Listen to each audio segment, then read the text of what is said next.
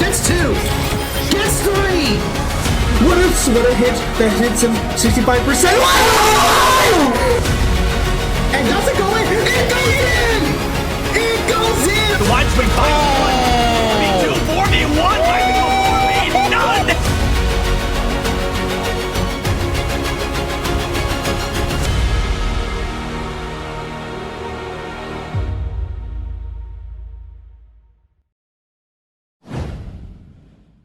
There we go. Making sure we're good. Good evening, Bio Nation. I hope you are doing well tonight. My name is Matt Williamson.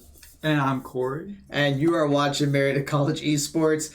So we are starting just a little bit earlier than last week for a couple reasons. One, the match was originally supposed to be at 6:30, but also there's been a request to start just a little bit sooner than that, and that's why we're getting the stream up as quickly as we can, because they're going to be playing in just a few minutes against St. Lawrence University in their second match of the season, coming off that 2-1 victory from last week. It's going to be exciting. Maybe we'll get a nice little win streak going into the start of the season. We'd love to see that. Yeah, it'll be amazing. So let's try to fly through a bunch of announcements, such as the roster for the Valorant team. So starting off, I'm just going to go in alphabetical order. We're going to have senior Austin A. 60 playing. We're going to have sophomore Trey Johnson Pelican playing. We're going to have sophomore Drew Martin Nihil?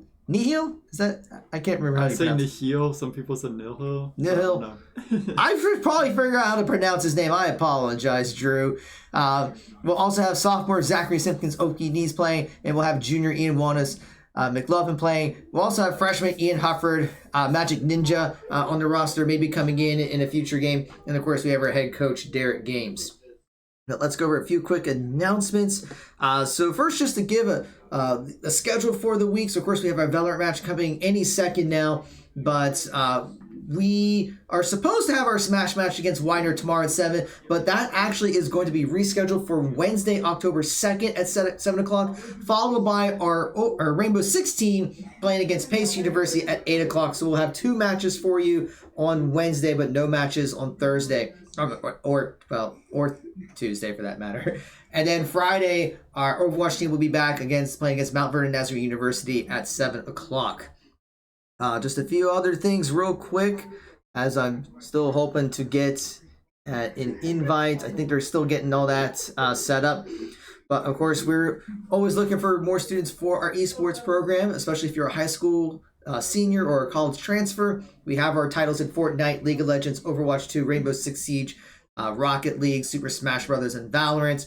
We have our facility here on campus with several gaming computers. We have our coaches. We're trying to make sure our students are doing well academically as well as doing well in esports. And scholarships are available for high school seniors and college transfers. You can go to our Linktree, linktr.ee/Marietta Esports for more information.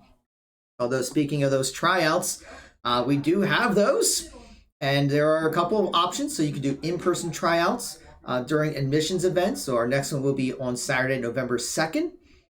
The QR codes are on the right of your screen, where you can fill out the recruitment inquiry form at bit.ly/mcrecruit, schedule the tryout at bit.ly/mcesporttryouts. Now, if you are not able to make it to any of the in-person tryouts, we do online tryouts that can be scheduled at any time of your convenience. So when you do fill out the tryout form, you just select the online option, and our head coach will be reaching out to see when is a good day and time that works for you. Those tryouts are going to be done through our Discord server, so you do want to make sure you join our Discord server at bit.ly/PioDiscord. We are going to announce one event that we have not put on social media yet, so you guys are the first to hear about this. But we are bringing back the Marietta Esports Campus Clash.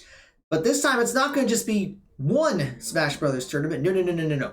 We are going to do multiple Smash Brothers tournaments throughout the semester and throughout the academic year. Our goal is to try to do one a month, and our first one is going to be on Sunday, October 6th. That is this Sunday at 2 p.m. at our Esports Center.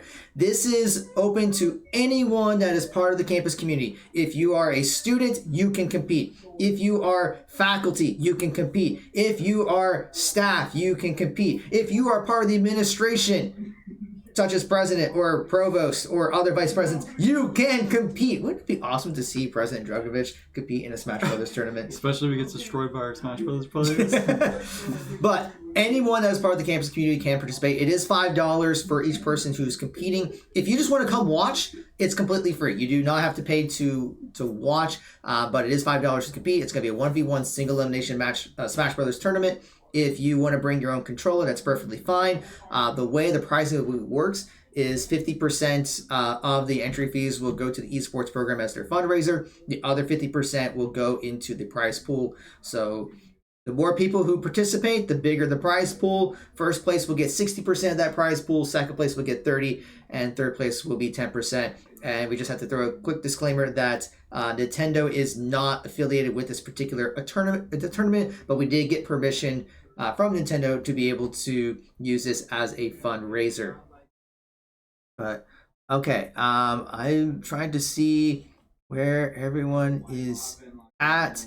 I don't know if I'm getting the invite yet, so I'm going to check on that. Gore, if you want to talk a little about Prime Gaming while I'm doing it, go for it.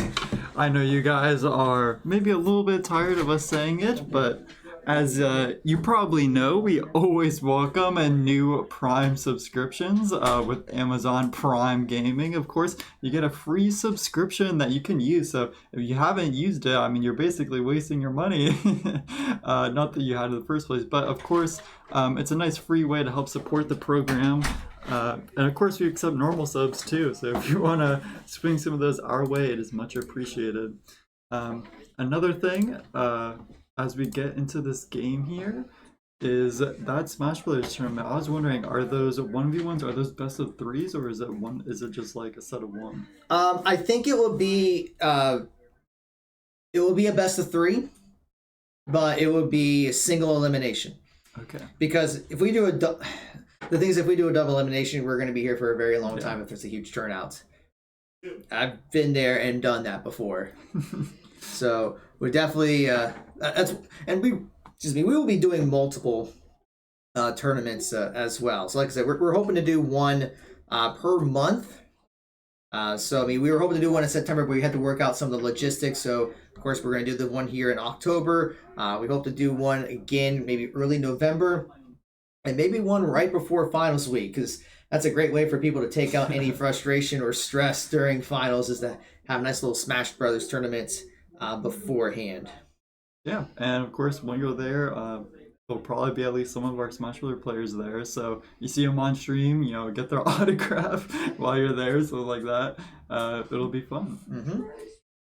Okay, we are getting into the lobby right now, and it is a best of 3. I see that it's going to be Bind with Marietta defending first. I believe, was the second one Icebox? I do not remember. I don't remember. Icebox into Lotus, maybe? I don't remember either. Okay, I probably should let them know that we're ready. We're about to go into the game here. So we're looking at pretty much the same roster that we had last time. If you remember last time, our caster subbed out in between games. So this time Zach is going in right off the bat, and Ian is on standby. So he's not casting with us today. But we'll get to see Zach play again. Last time we saw him come in, and they came in with, I guess, technically a reverse sweep to win last series.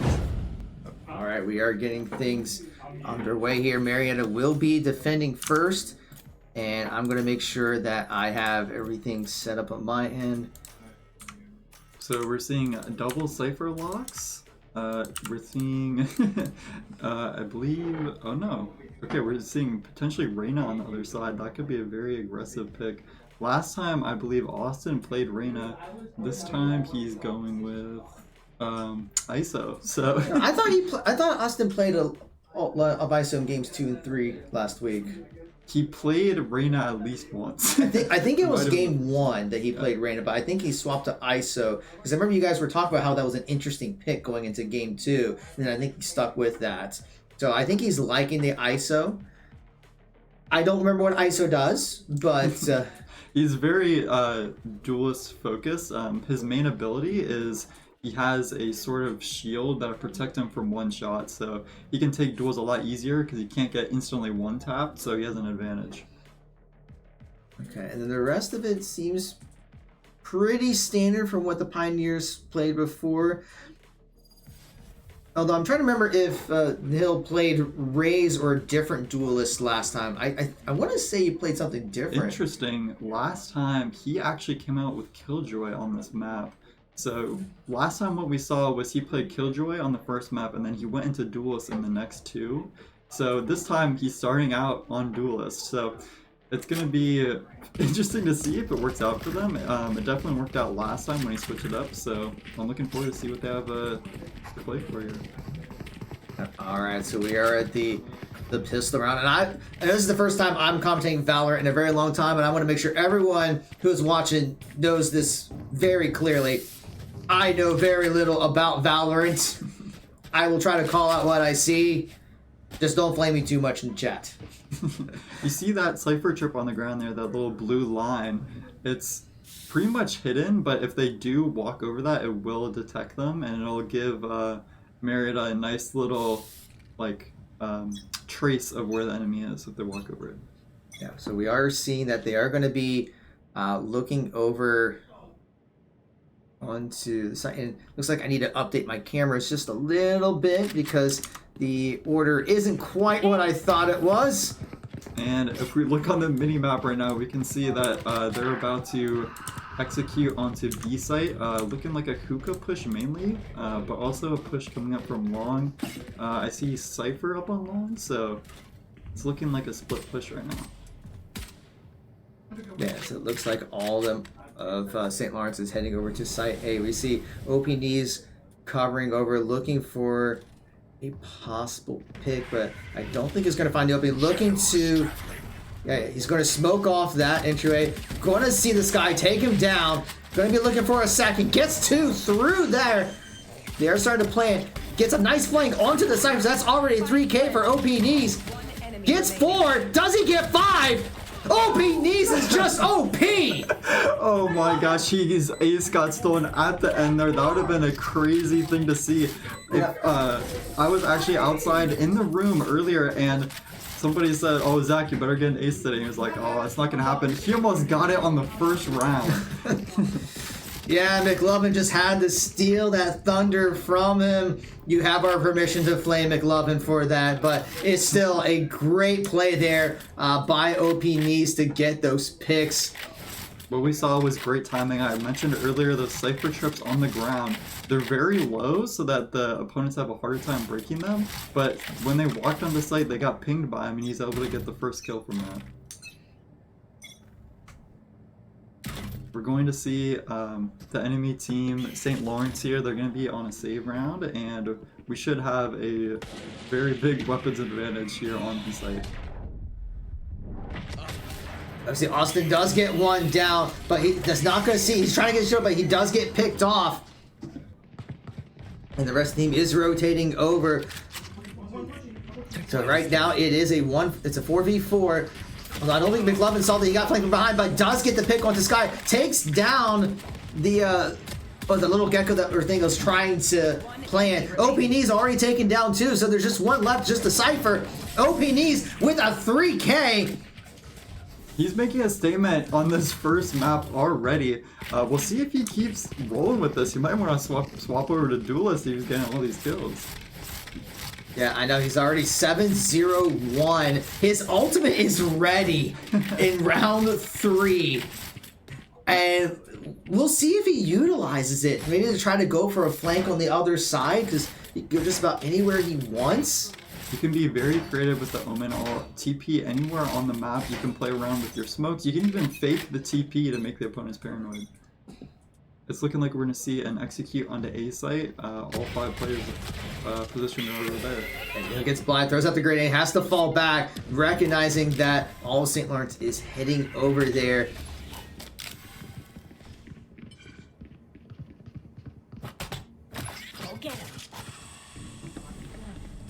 And meanwhile, Pelican is looking for that blind or stun opportunity. I can't remember what his charge does, but he's going to try to look around. But we're going to see St. Lawrence coming right in, and Austin gets splattered, but does not get taken down. He's out here playing with the Odin. He was looking to spray them down while they were trying to execute out of showers there, but they backed up just in time while Austin was blinded, and really nobody got hurt that much in that fight. Austin got down to about half HP. That's about all that happened. Yeah, we are now seeing, it looks like St. Lawrence is going to rotate around, and I think Marietta is aware of that. We already see Austin and McLovin over in position, just waiting for the opportunity, but St. Lawrence is actually waiting a little bit. And just so everyone knows, we are streaming on a 3-minute delay, so I mean, what you guys are seeing has happened 3 minutes from when it actually did happen, just that way there isn't any stream sniping. McLovin tried to go for the pick, but did not get it. He gets 1 hit, but trying to get another hit. But right now, St. Lawrence is running out of time, but they are starting to plant. Austin does get 1, looking for more, but the spike does get planted. So now needs to fall back a little bit and see if they can retake. But here comes OP Knees flanking from the side. But Austin gets another one. One enemy remaining. Austin gets I think a second one there. And now they just got the Cyphers left. Pelican is able to get the kill, and Austin will take care of defusing. What we're seeing right now is a lot more coordination, I think, from Marietta. A lot of the times, especially if we go back and look at the first round, the opponents had the site basically all to themselves, and what happened was they got separated and didn't fight together, and Marietta was able to retake really easily, and that's what we saw again in that round. So we'll see if the pattern keeps repeating, and we'll see also if St. Lawrence goes with a 5-stack rush on one of these sites again. Yeah, and we did see OP Knees use this teleport to get over to the site to help, but honestly, he didn't have to do a whole lot. Most of them were taken out before he got there, but think this will be easy? sometimes it's just better to use the utility than to just hang on to it. That seems to be a common thing I notice, especially those who are new to Valorant, like myself, where I just kind of hang on to my utility and don't really use it when I should.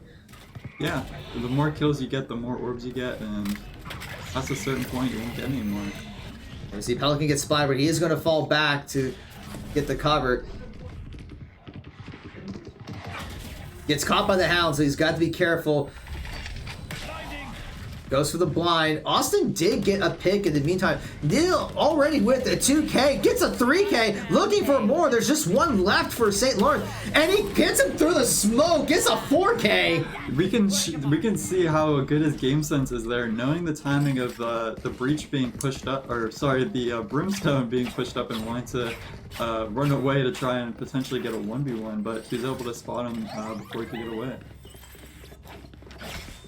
That's just insane gameplay. But now we see Austin actually has his ultimate ready to go. So for those who don't know how this works, like maybe me, how does the ult work here? So when Austin uses his ult, or I guess it's ISO in this case, it'll bring him and his opponent into a 1v1 arena, and depending on who wins, they'll respawn where he used the ult. So if he's the ult right now, he would go into the arena, and then if he won the ult, he would respawn where he is right now. Okay. And as you see, Neil does get 1 pick, but he's by himself over at Site A, but the rest are over at Site B, and just looking for the opportunity. Although Pelican does go down in the fight, but OP Knees is going to get a refrag as a result. But Austin gets 1 pick, looking for a second, but McLovin ends up getting the kill, so it's just that Gecko that's left for St. Lawrence. Stopping fire. Goes to throw out that shield, and OP Knees does get taken down, but Austin does clean it up and gets the win. That was clutch from Austin. He only had 11 HP, I think, going into that fight, so if he got hit once, he would have died, and what we saw was a lot of refragging, as you called it, getting kills after your opponent dies, or sorry, after your teammate dies, to stabilize the round. This is a nice spot. We're seeing also, what I'm noticing is a lot of times St. Lawrence will use their utility like on site, like they're going to use it to get on site, but then they won't really act on it that quickly, and so they end up just like wasting the utility. There, right now, Pioneers are up 5-0, and Neil already trades 1 for 1 over onto the site, and we're going to see Sky popping the ultimate for St. Lawrence. McLovin is trying to hold, but let's see if OP Knees finds a pick through that screen, but does not get it. Looking for popping a smoke on the other side, trying to wall off the rest of St. Lawrence. Pops another smoke. Meanwhile, Pelican maybe looking for a blind. Gets blinded himself, but will be fine. But they know there is a couple over there, so looking for the right opening. Tries to shoot through the smoke, and two go down at the same time. OP Knees goes down, so it's just the sky that's left for St. Lawrence. And we're going to see maybe a possible flank come here. Right there. Austin's got his shield up. And we're going to see Sky fall back. Maybe looking to save this round. I'm not sure. He could also be going towards the spike, but Cypher is watching that. And he is spotted, so he probably should save here. He's going to be going into a 3v1. But Gets spotted out. Yeah, McLovin does get the pick. It was, he could have potentially clutched that. Breach was low in that round, so it was really kind of closer to a 2v1, but still it's very tough to retake in a 3v1 no matter how much HP the enemy team has. Alright, so we are seeing that St. Lawrence is calling for a timeout. And right now Pioneers 6-0. This is their best start we've seen yet. I would call it a wise decision to try and stop our momentum early here. 6 rounds in a row. I think, if I remember correctly, the same thing happened to us last time on Bind. We lost a lot in the beginning, and then we made a bit of a comeback, so maybe the timeout will help St. Lawrence here. We'll see if they change up their strategies going into the next round. That's a very good point, because, yeah, last week in the first game, the Pioneers was similarly successful while they're on defense, but then when they were on attack, they struggled so much and actually gave their opponents basically come back and take the map. Yeah, it was actually a very close series. If you're going to go rewatch that game, I'd recommend it. Yep, that is on Twitch and on YouTube. So if you're not following us on YouTube, we do put our matches on there, but of course they are available on Twitch shortly after each broadcast as well. So feel free to follow us in either platform, depending on what your preference is for watching matches. We're seeing the same Cypher setup as multiple rounds. It seems like it's a... Yeah, he's got this down, he's practiced it, and he knows where to put all his trips and his smokes. Yeah, we're going to see that right now Marietta has 3 ultimates, so Austin has not had to pop his ultimate yet. At least doesn't feel like he needs to do that 1v1.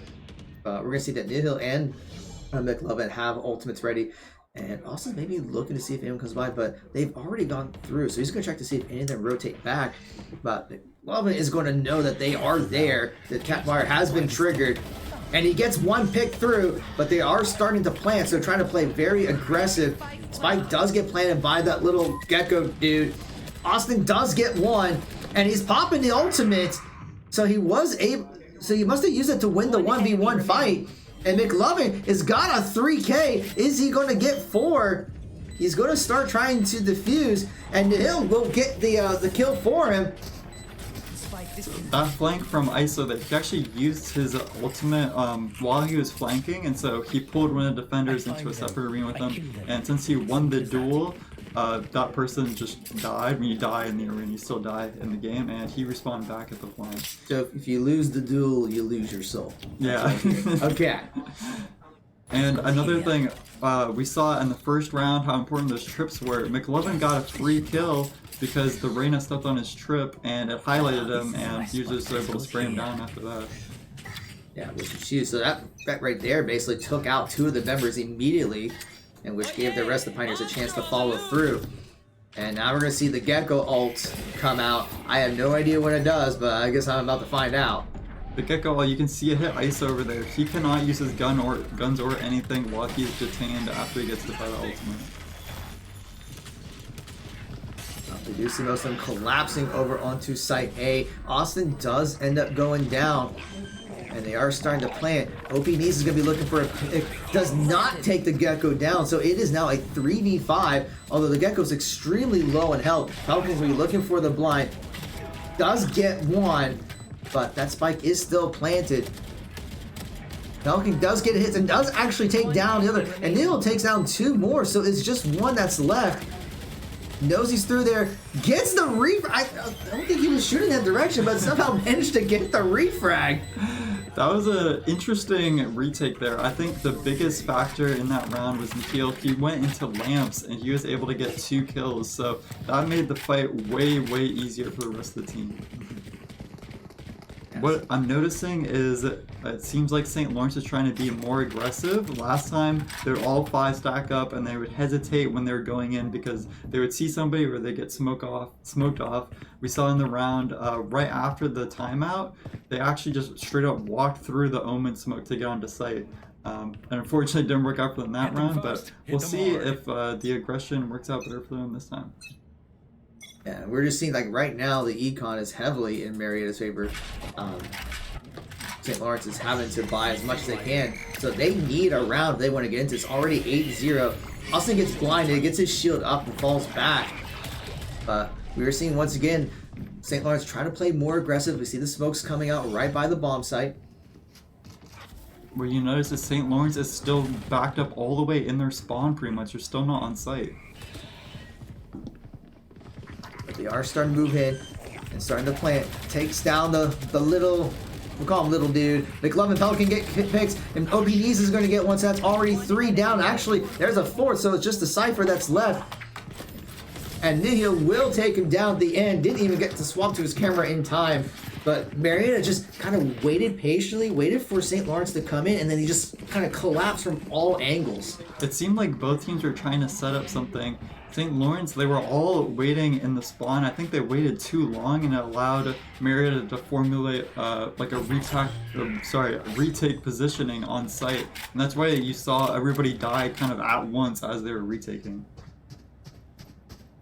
Now, it's going to be interesting to see. St. Lawrence is forcing a buy again. They all have to go with Bulldogs and 1 Spectre, and only 1 person has full shield. So they're going to be at a pretty big disadvantage and then be broke again after this. Yeah, so this is a critical round for St. Lawrence to try to get the play here. We see the grenade going out and the smokes.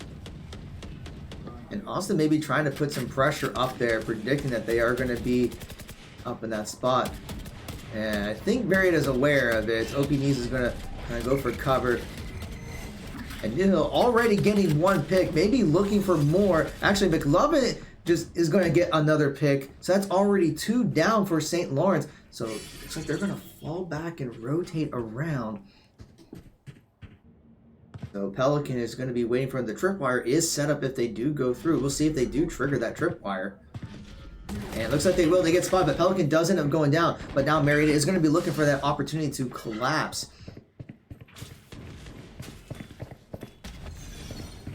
There we see both Hill and Austin are waiting very patiently by the plant site. And Hill gets a huge pick onto the Gecko. And takes down, gets a 3K for the Pioneers. That was another weird round for St. Lawrence. They saw them all push into hookah. Now the thing about going hookah on this site is you have to jump out.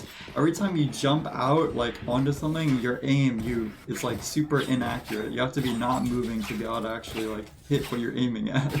So when you have to jump out onto site here, it makes it very hard. So you saw the Reyna try to jump out first, and they just got mowed down. And that's pretty much what happened the next time. So we'll see if they try and retake Hookah in one of these rounds. For now, though, it looks like they're going back to A site. Oh yeah! Monster on the loose! And here comes the Gecko all once again, bringing out that monster. Pelican sees it, he is able to dodge it. And he spots at least one by the door, going to throw out. But gets a nice little blind. OP Knees gets one, so does Pelican, but Needle is going to go down. I know exactly where. And now we're going to see McLovin popping his ult. Actually, no, it's not him. It was the other Cypher, I think, that popped his ultimate. Now he's popping it, trying to get a visual where everyone's at. And he's going to recognize that they are rotating, so they're going to rotate themselves. Ooh, they actually faked the rotate, so they know they got scans and are going to re-hit A site. But we do see some of them are falling back. Looks like OP Knees is going to rotate back to see if he spots them. And there's the smoke, so that's going to signal, hey, they're coming back over here. He's going to reload, but Marietta is looking to collapse onto this. Spike planted. planted. And a big ultimate comes out there for Pelican. Gets one pick. One enemy remaining. And Austin's going to get one. Well, OPDs, he's going to try to defuse. And got to get away from that Hellfire. But I think Pelican may be looking to pinch, but might be Austin going to go right through the cloud. He's not scared. But OPDs is going to get the killing blow, and Marietta will be able to defuse. What they were looking for there was to try and stall out time on Spike, so they didn't have time to defuse, but unfortunately the Brim alone is just not enough. Last round before the It doesn't have enough duration to stop them from defusing. They're doing the same. And it's looking like an 11-0 right now, so after this round we'll go into the next half and St. Lawrence will be on defense, but if we do win this round we'll basically be on match point, and if we win another round we will end up winning this first game in the series. Right now it's looking like we're going to see another hit onto B site. We'll see if they go hookah again. That's what they're lining up for, and Hill will be on be able to see them first. And he will get the first pick with that. He's going to start retreating. But that's a huge start there for the Pioneers to secure that 12-0. But let's see how St. Lawrence will respond to that. They're kind of sneaking by hookah. See the smokes coming out. We'll see if they jump out there. Remember last time when they got mowed down as soon as they tried to get on the site. And there goes the molly. But yeah, we see them starting to jump out there. Needle's going to get one. Needle's going to get two. He's actually already at his third. Going to get caught, but OP Knees getting the last pick, and it's a flawless round for the Pioneers. That's a good way to start into the next half. We'll see if St. Lawrence can turn it around here. Who knows, maybe they also get 12 in a row and we go to a crazy overtime position. In one way, that would be awesome, amazing to see from like a neutral perspective, but in our semi-biased opinion, I don't think we want to actually see that. We also see McLovin 13-0. He has yet to die yet. Of course, he's on Cypher, so he's playing a little bit more defensively, but that's still a big statement. But yeah, we're just seeing that even like Pelican has a really good KD with only dying twice during this entire round so far, or in this entire map. But yeah, all they gotta do is just win this pistol round, and then they will take the first map. It's looking like they're going to push into A long, and there's only 2 people right now on A site, so if they explode, they'll have basically a site for free. Yeah, looks like he's gonna go through the site there. He's gonna see the Gecko, gets him with the shotgun, but OP Knees is gonna get one pick, and they're already starting to plant. We see the enemy Sky is pushed up in the showers. They might get a good look here. Austin's gonna get one more pick, and Nihil's just gonna be waiting here One enemy remaining. and sees that Cypher. He gets taken down. So it's a 3v1, just the Cypher that's left. A 2v1, he got one. Omen's a little bit low. But they just got a hold, but gonna be kind of working his way around. I don't know if he's gonna have time. Last player Oh, it's standing. just 1v1, but can McLovin delay this? He gets the kill, which will get the map for the Pioneers. Even though the Cypher got 2 kills there, he got hit a couple times, so he was just a one-shot, so that made it really easy for McLovin. One thing we saw, I think, the big thing from St. Lawrence while they were attacking, the reason why they lost so many rounds, part of it was every time they went hookah trying to jump out, you can see it's also such a congested area. You have to jump out of it, and when you come out of it, they know pretty much exactly where you're coming from, so it makes it hard to attack when you're just using that strategy. But yeah, I mean, it could not go any better than that. Pioneers taking that first map 13-0. Let's just break down the KDAs here. We got Nihil on top at 18-5-3, OP Knees at 13-5-13, Austin A60 at 12-5-6. McLovin still deathless during the entire map at 14-0-7. And then Pelican at 8-3-2, but just a phenomenal job by the Pioneers. Yeah, we love seeing that. It's looking like our win streak could be very much certain here. It's the 13-0. Maybe we'll see another 13-0. We know that Marietta does like bind though, so it could be that St. Lawrence just does not like this map, and they'll be a lot better on the next one. Certainly, in a way, you want to see a little bit more competition. You don't want to have just a one-way series all the time, but it's nice to see us doing so well, and all of our team did well. Like you said, in our KDs, nobody was negative. Everybody's contributing, and we're looking pretty good. I'm just looking over the map picks and bans, and it looks like St. Lawrence picked Bind. And so Marietta decided they're going to start on defense, and they picked Lotus for the second map. And I don't remember. I think they played Lotus last week. I think it was the third map, if I remember correctly, and they did very well on there. So very good start for the Pioneers. So I think what we're going to do is I think everyone's taking a quick break, and we'll do so ourselves just to kind of settle down after that awesome win there. But don't go away. We will be back in just a few minutes.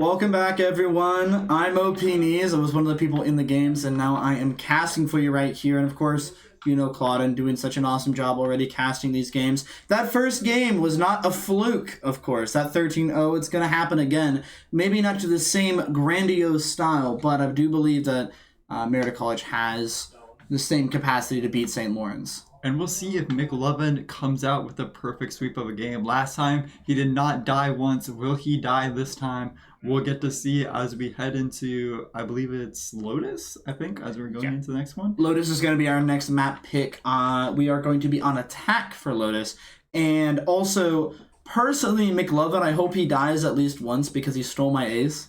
So, I'm not mad. I wish he didn't shoot that guy so I could have had the 5K and popped off. But you know what? It'd be like that. So yeah. So we're getting ready. Everyone says that they're ready in the lobby. They just have to, you know, change the map and everything. And we are going to be changing the map over to Lotus on attack. I'm excited. How about you? I'm excited. Last time on Lotus, we did pretty well. We were able to close out the series on Lotus, I'm pretty sure. So hopefully we see a similar performance. If not similar to that, similar to last time, 13-0. Awesome. And Lotus is a very interesting map. It is an attack setter map, and it is going in right now. Let's go right into the attackers. So right here, we're going to see the different picks are going to be a little bit different. McLovin is going to be the one playing the smokes this time. Yeah, Benjaboom taking over the Sentinel role. On Vice, a new agent that I do not know as much about since they're so new, but I do know, is that we're switching over to Cypher instead of Vice. A nice little fake out from Benjaboom there. Cypher, very good agent here, and just a very good agent overall in the current meta. Able to have those trips up at all times without them ever going away. That is such a unique and very important sentinel to have. And information is so deadly in Valorant. If you know where someone is, you can either ignore them or you can, you know, 5-man swing them and kill them. So information is just that important. Let's see if I got this correct. This should be McLovin. That is not McLovin. So I guess we are on defense first? We're not on defense first. Am I getting baited? Chat, is this real? I think we might have the camera. Oh, there's Austin. I have them reversed. Don't worry, I'm gonna go fix it very quickly. So I'm very good at this, I promise. While he's fixing that, we'll take a look at Cypher. So last time, as you were talking about with the importance of the Cypher trips, we saw how important they were. What they do is when they hit somebody, it'll highlight the enemy and actually stuns them a little bit too when they get hit. And you can basically spray them down if they're like in a smoke or something, and it makes it really easy to get frags. We saw that last game a lot whenever that Cypher was playing. Whenever a trip did go, we saw a lot of swings happening. There's going to be an explosive start here. Flash goes out, doesn't quite hit anything. Austin's going to throw that grenade as now it's going to be Pelican moving in. Now we're going to see a lot of movement towards tree. Contact immediately up. Magic Ninja trying to contact them through something. Has a flash in hand. It's going to be McLovin and Pelican getting those picks. He's going to dizzy onto site and get the plant down. Not the exact regular plant spot you really see. Yeah, but we do see Gecko plant, or sorry, Wingman planting is good. Right As now. the defenders are trying to make something happen. It was very interesting. That's going to be McLovin's first death, of course. Can't really swing off of that as much as he wanted to. This is going to be the camera getting destroyed now. And now, the Mosh is here. They're going to try to throw it off the wall, over to try to stop that plant. That's going to goo up the plant as much as possible. And now they're going to try to swing out to get a pick. They do swing out, but now it's just going to be up to Benjaboom trying to spam the spike. Spamming in the same spot, not going to be able to take it down. Getting spammed himself, walks through a trip. And that's going to be round 1 going the way of St. Lawrence. That was a clutch retake from them. You can see how low they are at the top there. Marietta almost actually stopped the plant. Unfortunately, at the end there, we saw the spam wasn't quite on the Cypher that was diffusing. It was just off, and again, pushing through the smoke there. So usually where you'd want to play there instead is right along the wall of tree there. That's where you want to plant because it's so much easier to spam, and they have so much less room to spam from. So right there, I believe if they planted in the correct spot, they would have been able to get more kills. And it's looking like we're going to explode onto B site. Lots of 5-man rushes coming out from Marietta. Just down. Okay, now just ready to get the plant down. Plant's going to get planted a little bit away from default, but is still going to be close enough. Austin getting a little bit active here. And will he push through the smoke after reloading to give away his position? Benjaboom's going to go down to Seabass here. And now it's going to be contact up with Magic Ninja just posted up in the corner here.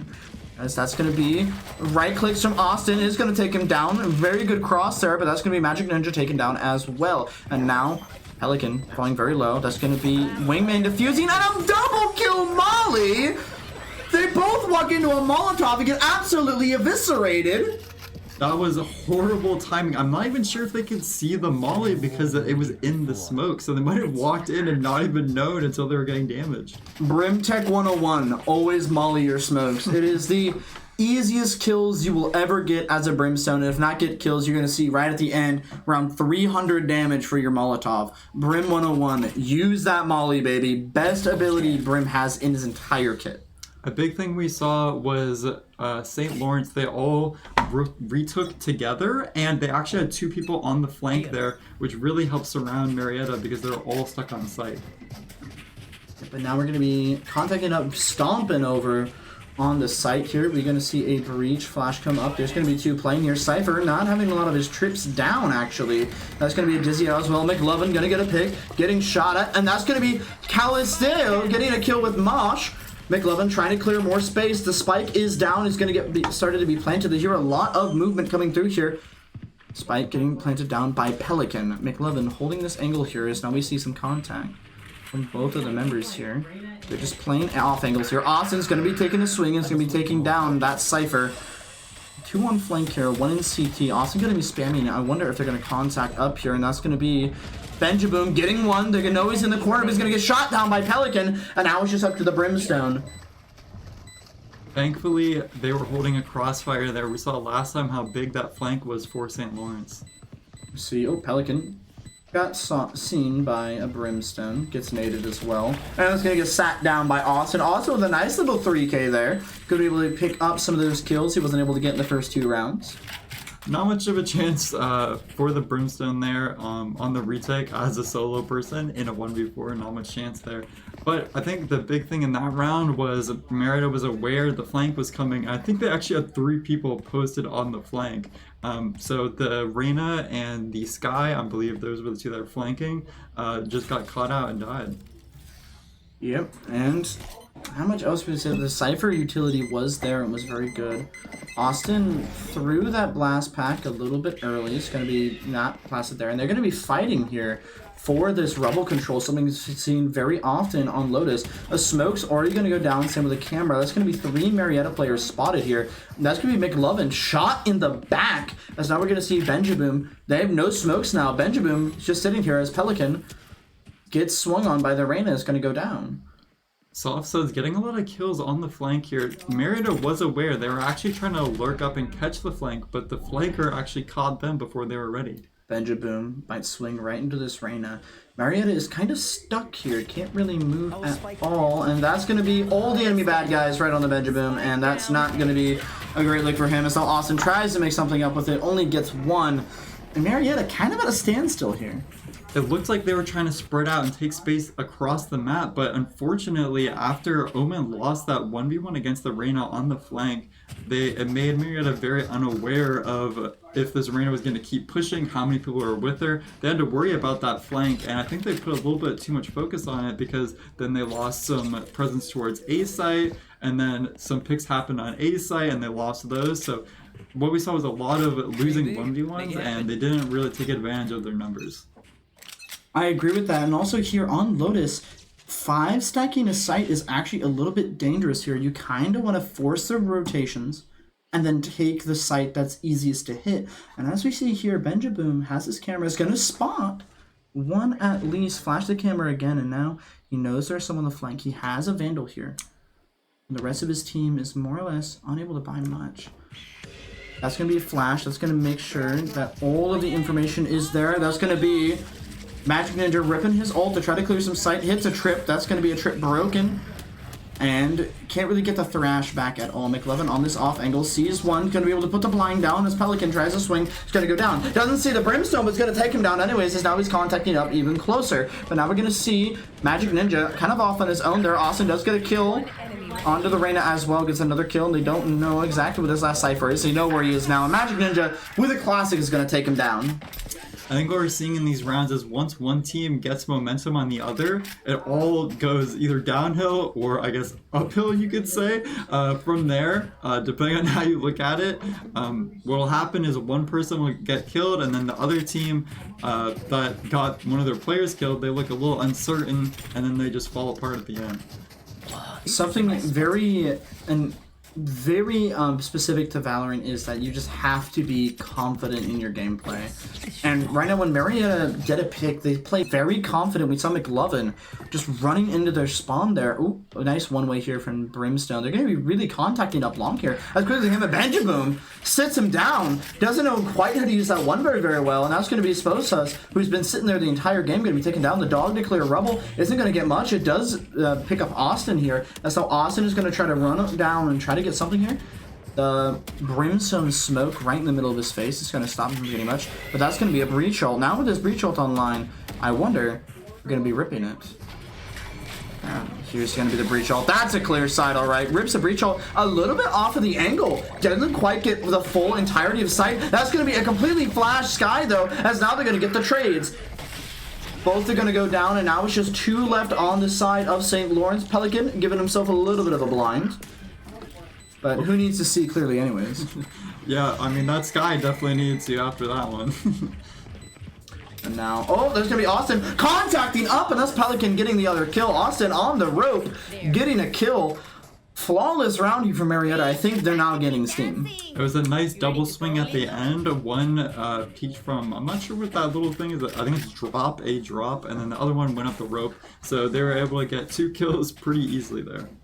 That's really good there. With Marietta playing more as a team in these last couple of rounds, that's what you want to see. The more teamwork you have as a team, of course, the better you're going to do. We see a lot more swinging, a lot more crossfires being set up, which leads to a lot more wins. We're seeing St. Lawrence is going to have 5 ults, so hopefully they use one here. I think it might be a mistake to not use one to try and take the lead. Okay, Austin opts to stare into the bird there, taking it straight to the face instead of flashing away. There are 5 ults on the side of St. Lawrence. Yeah, like I said, hopefully one comes out. I'm not sure which one they'll use. It's going to depend if they're playing post-plane or not. Oh, look at this. I wonder if Marietta knows if A is free or not. They definitely don't. They made so much noise C that the rotates are off. And I'm going to put Boombot B, dragging rotators over because they hear it. But if they contact fast enough, which they do, that's going to be Plant basically being taken down for free. That's going to be Magic Ninja getting that Dizzy up, waiting for that wingman. Getting that wingman. The bird's gonna flash him. That's gonna be a get-go ult for retake. It's gonna be able to hit Magic Ninja here, as Austin is gonna push right into sight. He's still gonna be detained. It's gonna get flashed, and it's gonna get traded out now. Benjaboom gets the Reyna, and now it's a little bit worse for wear for Marietta here, as now It's a retake. No one on flank. They're all playing back here, but they don't know that McLovin going to be the only player really here contacting. Pelican gets a kill. They're trying to clear the corner, and that's going to be one more kill for McLovin. That's going to be just a Cypher left. That crossfire was deadly from Marietta. Yeah, we saw Breach and Omen. They were able to really hold down those 3 players. If those 3 players were able to get a kill on either one of them, they were basically going to be able to isolate another 1v1 because our last player was stuck behind the smoke still. Playing like that, Marietta definitely increases their chance of winning. Again, this team play, setting up these crossfires, swinging off of one another, that is what wins you games in Valorant. Individual skill is not enough when you're playing, you know, against 3 flashes on the side of Marietta here. It's very hard to do much whenever your screen is white. Another thing we saw in that round was the people that usually rotate, which are usually on C site, they actually stayed back on that round, so they didn't have any lurks coming through. Definitely didn't know. Contact here. Oh, that's going to be one. Pelican making this guy fall very low, getting some trades on his own. The smoke's going to go down. And now I think that's a go button for Marietta. It's going to be breaking secret here. Going to be going up. Benjamin is in a good position to go get a kill alert. Oh, and he gets caught out by himself. The corner was checking. Now they know that one's B main, but the Reyna is going to be clearing more of the back before trying to clear more. That's going to be Pelican trying to contact up with the Reyna. And the corner gets checked, but he's totally not a leer. Pelican able to get a great timing on that Reyna there. And now we're going to see how Austin slots in the corner is going to get 2. The timing here, the corners are not being checked on the side of St. Lawrence, and now they're down to a 2v3 with Pelican playing main here. Has an aftershock to McLovin. On a flank, he gets scanned. They know they're there, but do they know McLovin's here? I don't think they do. McLovin gets 1, gets the 2nd. They didn't know McLovin was all the way back in their spawn, wrapped around from Link all the way into their spawn. It was a really good stabilization of that round. A big thing was Austin getting 2. All 4 players, except for the Reyna that was on lurk and then died, were pushing up, and Austin was able to catch out 2 of them, not only killing them, but also slowing the rest of the team down. Was really good there, sliding himself in that corner, knowing that St. Lawrence wasn't going to check it for some reason, and even through a blind is able to pick up 2 really good plays there from our duelist. And St. Lawrence is running out of ults to use to try and secure these rounds. They've got 2 left, but we've got 3. We'll see what happens as we go on the C side. Push through that, and Pelican, big come up there. He's going to be able to immediately get that pick. We have a showstopper online from Austin. He's just going to be spamming. That's going to be a monster on the loose. Doesn't check his corner. He doesn't check the corner. He doesn't check the corner, but he's fully flashed. He's whited, and Austin checks it. Thankfully, at least, someone's going to be checking the corner, and now there's going to be a grenade. Throwing it down, but the site is clear. Now it's just going to be our Gecko player planting the spike down. That's going to be an ult, though, stopping that Gecko ult, that wingman from getting the plant down. Do we know the plant's not down yet? It seems we don't know. The plant's not down. His Magic Ninja is going to fall. The cabbages are here. And now McLovin tries to get one. Austin can get that trade, the flash. Going to go out on the Brimstone. He's full, but he's not actually blind. And now McLovin pushing into their spawn as Pelican's going to get a kill. The spike's still not down, but Benjaboom is going to take the last kill there as he's going to be wrapped all the way around to Waterfall. Really good lurk from our circle there, able to secure the final kill. I think what I'm noticing this time is St. Lawrence is getting a lot of 1v1s, and they're winning those duels. Definitely are. Marietta being able to stack very efficiently here. They're rarely taking 1v1s at all. They're taking 2v1s and trading each other out at the worst and just being able to kill them at the best here. McLovin here on the scoreboard doing pretty well for himself. Austin Amash is doing very well with 12 kills to himself, and their eco is just above and beyond. Now we're going to see St. Lawrence not having any ults to play with, and Marietta having 3 ults. We'll see if they use them to try and take over A side. Gonna be door hit, an orb for the breach. They know that they're there for sure now, as now they're gonna maybe be running into a stack. Magic Ninja waiting, gets smoked off, doesn't quite want to use a smoke yet. They're going to be rotating off. Look how many defenders they've dragged here. Now they're going to be shooting down Link, and now they're going to be rotating over the B. The only person that might know this is the Reyna. The Dizzy's out, but no one's there. And now the plant's going to go down. In a very interesting spot there, right in the middle of sight. Not exactly where you usually see the spike being planted. Austin doing interesting blast peek, but now, do they know about this corner? From Pelican? I don't think they do. I don't think they know very well at all. Oh, no, they know. They know, but there's so many smokes. He's getting shot at. Oh, that's all 5 players through with a brimstem. That's going to be a fire in the hole coming through here. That's going to be Austin getting a 2-piece, and even more coming through. Didn't even see the rocket coming their way as the Cypher's going to get taken down, and McLovin on the lurk. That was a huge ult. He got 2 kills. What I would have loved to see, all 5 players are cramped up there. If he got a 5k with that ult, that would have been crazy. I freaked out so hard, I pulled my headset plug out of the computer. So that was a pretty intense way to end the round there. That was an amazing ult there. You get the calm, there's 5 people in this tiny corner. As raised, you just rip that ult and you send it straight in. Gets the 2-piece. We saw a Sub-Rosa ult from Andrew earlier, so at least we get to see a better raise ult this game. Yeah, and as we use that ult, we've got another one online. Breach could be used on A site like we saw earlier in this game. You see a lot of noise being made here and immediately dragging over a lot of people to A. You see a contact up here. That's going to be a breach ult. That's going to be an amazing breach ult. Hits 1, hits all 3 people onto the site. McLovin is going to take his smoke right there. Pelican gets a pick. They're all back site, and McLovin is going to be in a shooting gallery, but waiting for the perfect time to strike. That's going to be Grim going down. Another Gecko is going to be, yep, sat down. And now McLovin taking a long range tool, gets one. Austin helping him out. And that's going to be another pick. 5-man down before the spike even goes down for Marietta.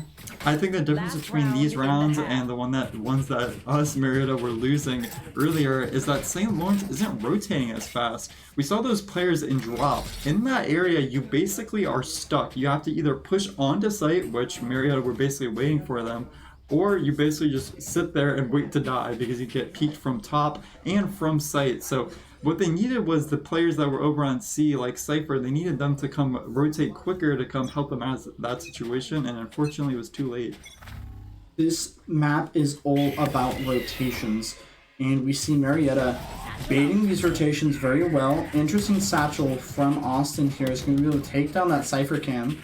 We see rotates coming out from the defense, but Austin, they're going to hit the door here. 2 are stacked on B, so this could be a little bit dangerous for Marietta. The smoke's going to go down. That's going to be them fully rotating off. They're just going to leave this B. They know that A side has to be clear because Benjaboom's been holding this the entire time. But do they know that this Reyna is linked? They hear a smoke go down. They hear a flash. Reyna is just going to be chilling, waiting for noise. He's going to be able to break a link, and they're going to have to push through here quickly before they start taking any contact. And Austin, a smash, is going to take one down. And now the site is free for Marietta. And Austin sits down as Sky trying to peek him there. The smoke's going to go down as Pelican is going to be stomping up those stairs. McLovin is going to go down from heaven here, but that's going to be Austin trying to get another peek. Almost gets one, but that's going to be Benjaboom getting another. They take a little damage there. And now it's going to be a 2v2. One player on Marietta's low. Magic Ninja sits one down. But that's gonna be a thrash. Used on the side of Marietta, sees him. Now they're just gonna wait. They have full util. They don't need a peek. They're gonna throw a dizzy here. As soon as they hear it playing, oh, Austin's just gonna take him down. Sees him walk past and just gonna spam him out as Magic Ninja's playing with his util. Don't need to throw it if Austin's just gonna shoot him in the head. Obviously, we saw Austin go pretty big at the end there, but I think something that was also big in that round, arguably bigger than what happened there, was Austin winning that fight in doors. If he had lost that 1v1 there, Sky would have had a flank on the rest of his team, and St. Lawrence might have pinched us. That is true. Austin warmed up after that first game, sitting down these players for St. Lawrence here. That's what I'd like to see from a duelist, that confidence, swinging and peeking that, just knowing that he can hit those shots, so he's going to hit those shots. As we go into the next round, we'll see if he could make a play onto the Cypher, who looks like he might really peek. And he's going to run back. Him and Omen are going to try and play on C. Oh, no, Omen's running away from B. That's a mistake because Marietta is running up C long.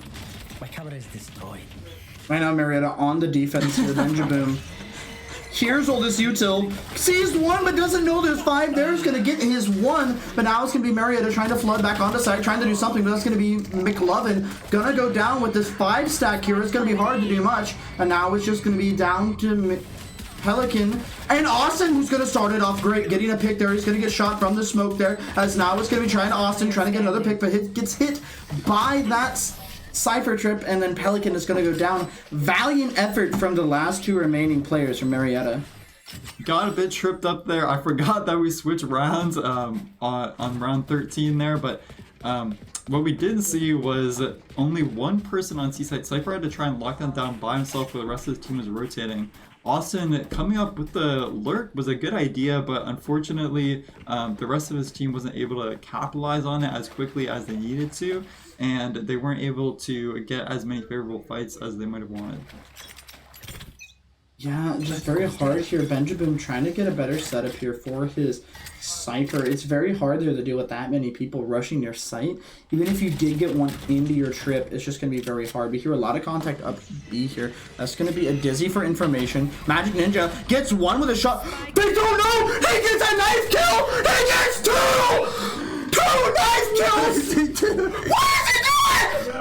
No way! I refuse to believe this isn't in a video game! They don't know. Do they even know that Brim is somehow in the defender spawn going over to A site? This is the craziest round I've seen.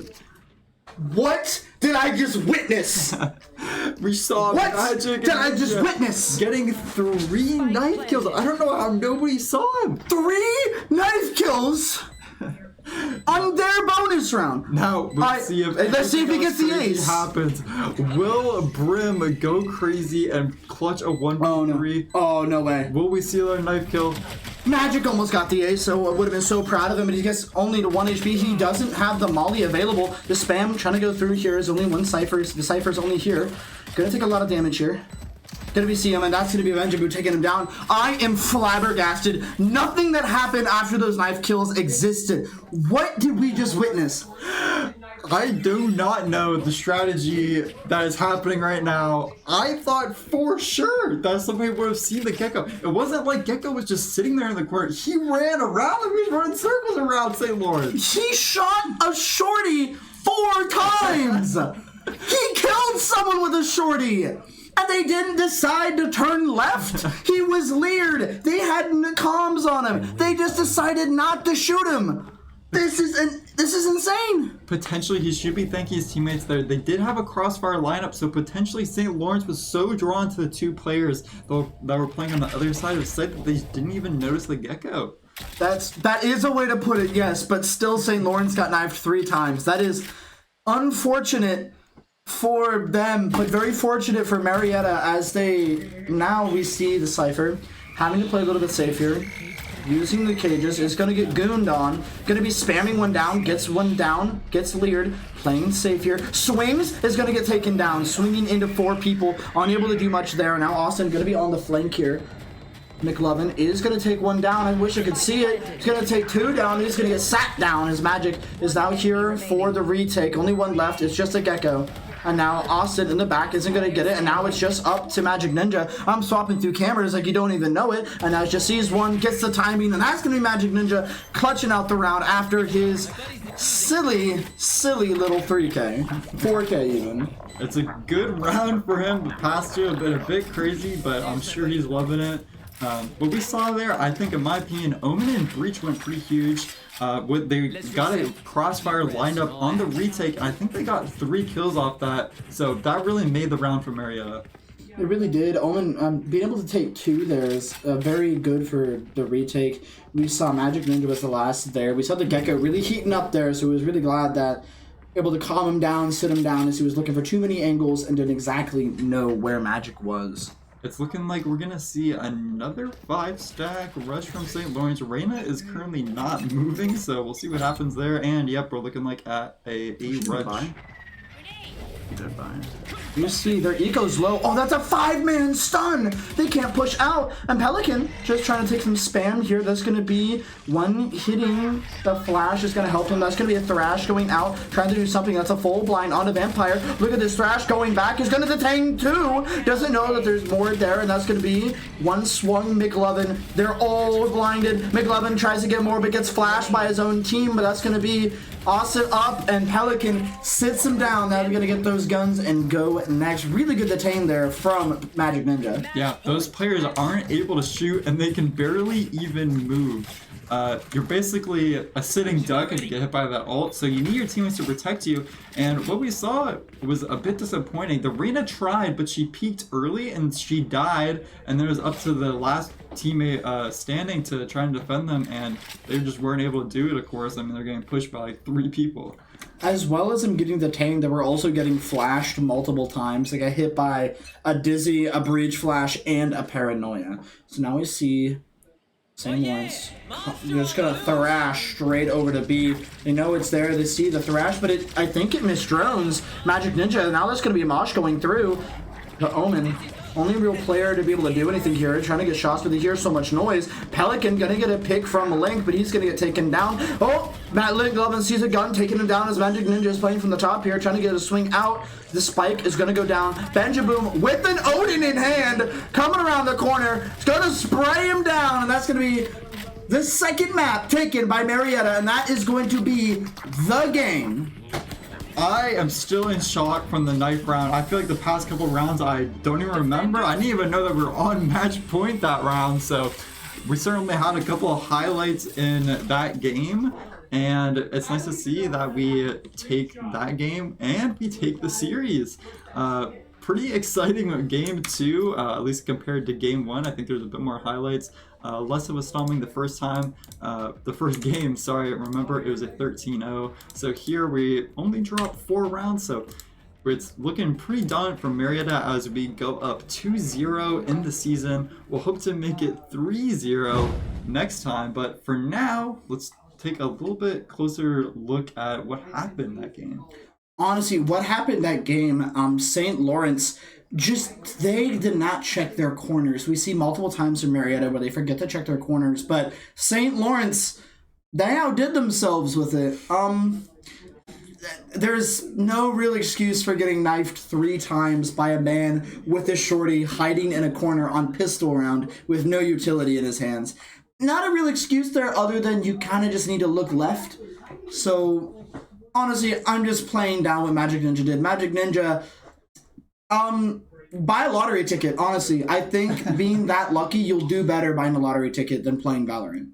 Yeah, it was definitely probably a horror movie for the other team. They're out here, some dude's knifing them from the back. They don't even know what's going on. They're over here looking at the other guys and think they're fighting them, and there's like some ghost stabbing them in the back. There's an imposter among us. Yeah. What are we supposed to do? Well, we're going to go to a quick break here. We're going to come back with an interview, because post-match interview, we did win. So we're going to come back with a post-match interview with that player. So until then, we'll see you then. We're going to be back in just a sec.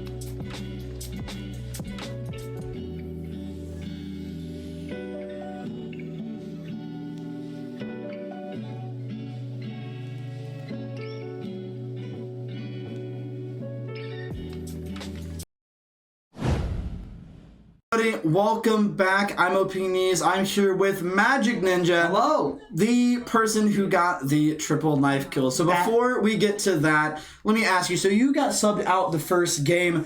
How did you feel like watching your team really? How did you feel about them doing that well, getting that 13-0? Honestly, I would say, you know what? I got subbed out. We won 13-0. Not gonna lie, I'm kind of happy for it. A win is a win is a win. No matter if I was in or out, I'm playing for a team. I have the Marietta College Pioneers logo on my jersey. It is not my own team. Yep, awesome. And when you got subbed in, what was the game plan going into? Like, what did you think you could add after getting subbed in after that first match? I figured. So for me, it was just I'm warm. I'm gonna show them that I have improved a little bit from the last match. The game. Well, obviously, I've been working on my game sense a little bit, off and on, and been just have some fun because. I mean, we definitely had fun there, and of course, we have to get to that last question: the coup de grace of what happened that game. How did you manage to pull off the 4K with a shorty knife kill? Not only did they see you run into that corner, you killed one with a shorty, you knifed one, pulled the shorty, reloaded the shorty, shot again, and then knifed another. How did you do that? I have absolutely no idea. It is the luckiest play ever in Valorant. I thought I was going to die when that Cypher looked at me. And that Cypher just turned away. I'm like, am I playing Team Fortress 2 or Valorant here? Because I turned into the spy for a second. Like, I don't even know what happened. But that will be something that will never happen again.